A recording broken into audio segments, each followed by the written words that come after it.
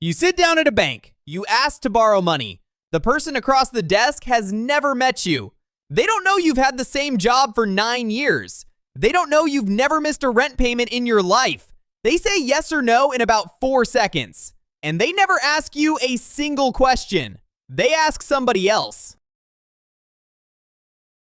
By the end of this video, you'll know who they asked. You'll know what that somebody wrote about you. You'll know which parts really matter and which parts don't. And you'll learn something strange. Never borrowing anything doesn't make you look good. It makes you look like a stranger. 9 minutes. No hard words. Let's open the notebook. Imagine a little paper robot. It has followed you for years. It walks a few steps behind you. It carries a notebook. It started following you the first time you borrowed anything. A phone plan, a student loan, a card you barely used. It never talks to you. It never asks how you are. It doesn't know you were sick. It doesn't know you lost a job. It is very polite, and it does not care. It writes down one thing only. Did you do what you said you would do? You said you'd pay $50 on the 15th. You paid $50 on the 15th. It draws a tick. You said you'd pay. You didn't. It draws a cross. Ticks and crosses. Year after year. That's your credit history. That is all it is. It's not your salary, not your savings, not how hard you work. It's a list of promises about money, kept or broken.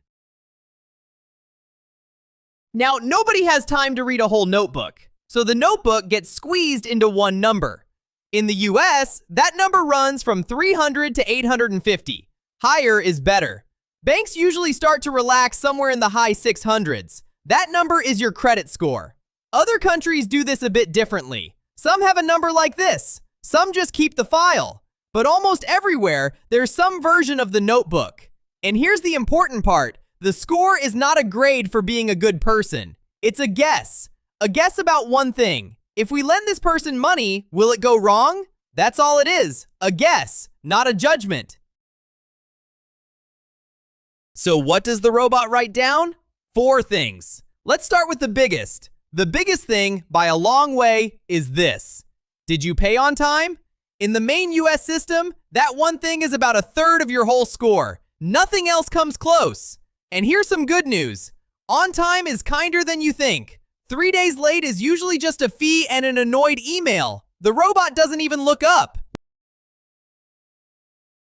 The line is 30 days. In the US, that's usually when a company reports you as late. That's when it goes in the book properly. And then it stays there. In the US, for up to 7 years. 7 years! For one bad month! That sounds harsh. But turn it around, because this is the useful half. The most powerful thing in this whole video is also the most boring. Pay the smallest amount you're allowed to pay. On time. Every month. That smallest amount has a name. The minimum. Not the whole balance. Not early. Just on time. Always. If you set up one thing today, set up that. Second thing. This one is strange. Careful. Honest people lose points here without doing anything wrong. Picture a jar. Your card lets you spend $1,000. That's the size of your jar. You've spent $900. So the jar is nearly full. The robot stops. It stares at the jar. And it gets nervous. Even though you pay every month. Even though you've never been late. Why? Because a full jar means you have no room left. If one bad week comes, there's nowhere to go. So people use a simple rule. Keep the jar less than 1/3 full. Less than 1/10 is even better. 2 people can behave exactly the same. Both pay on time. Both never miss. The one with the emptier jar looks safer. That's the whole idea. Now here's the trap. One day you decide to tidy up. You cut up an old card you never use. That feels responsible. But look what just happened. You didn't pay off any debt. You took away space. Same debt, smaller jar. Suddenly the jar looks full. You did something sensible, and your score went down. Nobody warns you about that one. Third thing, how long has it been following you? A notebook that goes back 11 years tells a story. A notebook that started in March tells it nothing. So that dusty old first card, the one with a tiny limit you never use, is quietly worth a lot. Not because of what it does, because of how old it is. So don't rush to cut up old cards. In the US, A closed card in good standing can stay on your file for about 10 years. So the history doesn't vanish straight away, but the space it gave you, that's gone the same day. If the card is free to keep, keep it. Put one small boring thing on it, one subscription, then let it get old. Fourth thing, and it's the smallest, new applications. Every time you apply for credit, it goes in the book. One is nothing. A few points for a few months. But 5 applications in 3 weeks says one word: panic. This person is knocking on every door. Something must be wrong.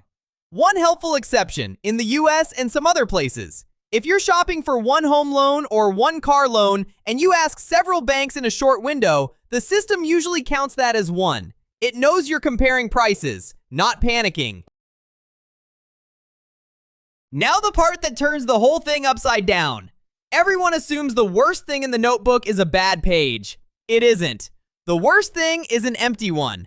Imagine you never borrow. Ever. You pay cash for everything. You owe nobody anything. You are, honestly, the most responsible person in this video. And the robot has nothing written about you. Nothing at all. So one day you want a house, or a flat, or just a phone plan, and you don't look safe. You look unknown. And unknown gets treated a lot like risky. There's even a name for it. In the US, tens of millions of adults are called credit invisible. There isn't enough in their file to make a number at all. Often young people. Often people who did everything right and simply never borrowed. So no credit is not good credit. It's no information. And the system was never built to reward that. One more thing while we're here. You don't have one score. There are several companies and several versions of each. They don't all say the same number. So the free score in your banking app is probably not the number your bank reads. Use the free one to watch the direction. Is it going up? Did something break? Just don't treat it as the exact number. 2 things. Both are free. 1. Make the minimum payment automatic on every card, on every loan. Set it up once. Then the biggest part of your score runs by itself for the rest of your life. Pay more whenever you can, but the automatic part is what protects you in the month everything goes wrong. 2. Go and read your own file. In the US, you can get your credit reports for free from the big credit bureaus. Most countries have some version of the same right. Look for 2 things: accounts you don't recognize, and late marks you're sure you never earned. Mistakes are more common than people expect, and nobody else is checking for you. If something is wrong, you can dispute it. There's a process, and it costs nothing. And one thing you can stop worrying about: checking your own score does not hurt it. Looking at your own file is not an application. Check it every month if you like. 1 sentence to take away. Your credit score isn't a report card about you. It's a robot's notebook of promises. And the only way to look good in it is to be boring for a long time. Pay on time. Keep the jar low. Let old cards get old. Next week, what really happens when you can't pay a bill? Who can actually take your things? And how much of it is a bluff? Subscribe, because nobody's going to tell you this stuff either. Educational content only, not financial or legal advice.